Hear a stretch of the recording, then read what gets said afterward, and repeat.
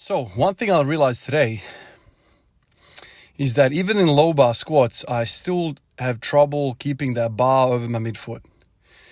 There's something really wrong with my hips or my core or something, man. I just cannot keep that bar over my midfoot, no matter where I put the bar.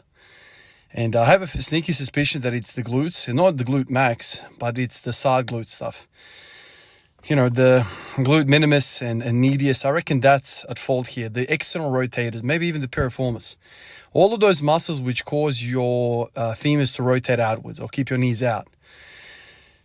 After years and years of squatting every day, and after years and years of, ingraining this narrow stance squat where the knees just naturally fall out, there's no requirement from the muscles. I think all of that... abduction tissue is just very weak.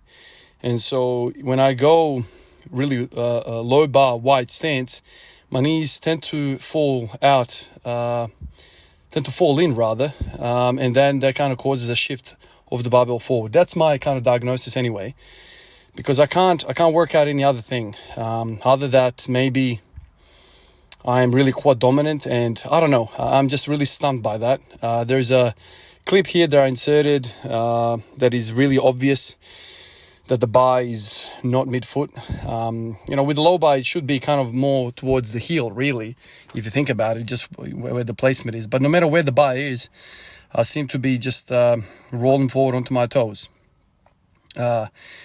Today, maybe because I tried the flats, maybe that also kind of made it worse, but when you're doing low bar, there is a minimum requirement for dorsiflexion, so I don't think that was an issue. But I will try this again. I will try taking a side shot with heels on as well, with the Ollie shoes, just to compare the notes and see what's going on. But it's just interesting. It's an interesting discovery. For the longest time, I was kind of being told that if you just put that bar a little lower, you'll be able to have that really perfect bar path, and your squat will improve and your numbers will go up and whatnot. Now, I have put the bar lower on my back, but I haven't stayed in the same stance, so my stance is wider. So it's kind of like gain some, lose some kind of thing, So the wide stance is a brutal thing for me, and I do want to stay with that because that is a glaring weakness of mine. I have to address it. I have to bring those numbers up. I have to get more comfortable in that stance.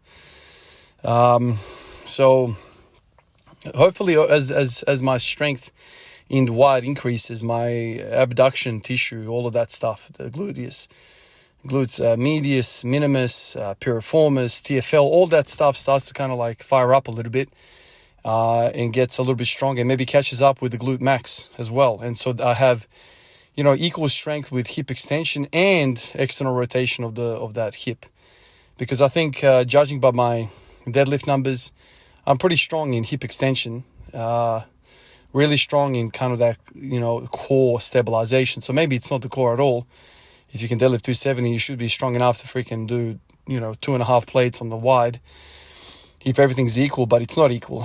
Clearly there is I think this is the clip that I'm talking about. There is a discrepancy in strength in my hips. Everything I do is narrow. And so when I go wide, lots of things happen and then I kind of deviate away from everything. It's basically like I'm doing high bar here. Just watch this. It's really obvious. Bang. Sure, I'm kind of helicoptering it a little bit as well. But that bar is not over midfoot. That is not midfoot. And that bar is sitting lower. So maybe it's also like, maybe the quads are weak as well. If you think about it, same issue as the high bar. Maybe it's also the quads. So I'll just continue on with my quad, journey. I did a whole stack of leg presses today. That always feels good. That really feels good.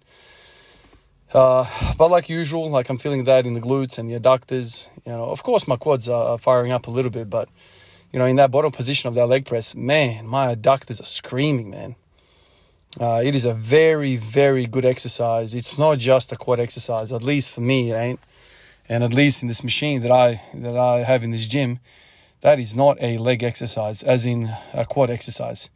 That is an everything leg exercise. The adductors are very, very, lengthened in that position at the bottom. I saw a guy next to me, bloody hell, man.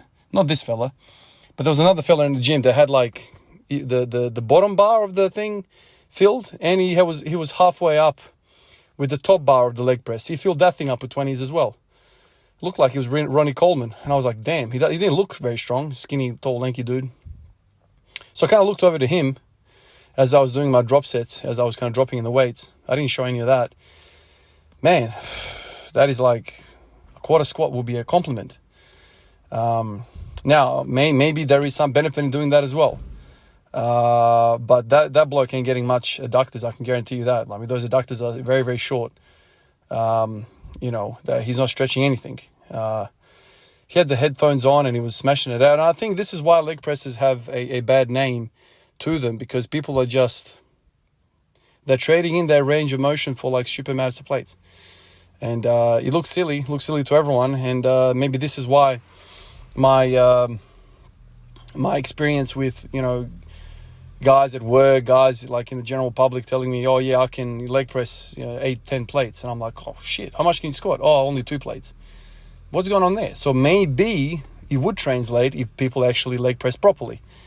Leg press like, all the way down as far as the mobility will let you. So if you can do 10 plates like the way I'm doing it, man, you probably squat a little bit more than 2 plates, surely. But the thing is, people keep piling on the plate and their range of motion keeps dropping, and then eventually they're like, yeah, that's me. That's what I'm about. And I'm like, man. But that's like anything. You can bastardize anything. You can make any exercise, be stupid, and then, take that final number that you do on it and be like, yeah, I bench 5 plates. But it's really just like a 45, what's it called? 45 plate, I'm exaggerating here. 45 board press, like the powerlifters back in the day with Louis Simmons, they would put boards on people's chests and do like basically like the top end of the bench press. It's kind of like that, right? Like, if you can board press, I don't know, 4 or 5 plates, it doesn't mean you can 4 or 5 plate do a full bench press. So it's kind of like that. I feel like it's all up to the user. It's all up to how you want to approach it.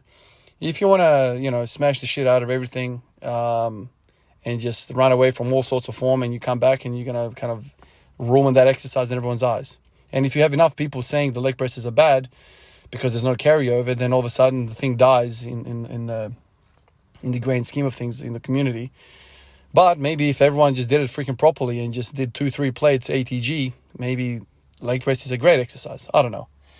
Anyway, I'll continue on with it, with all that stuff that I'm doing. It seems to be a really nice groove.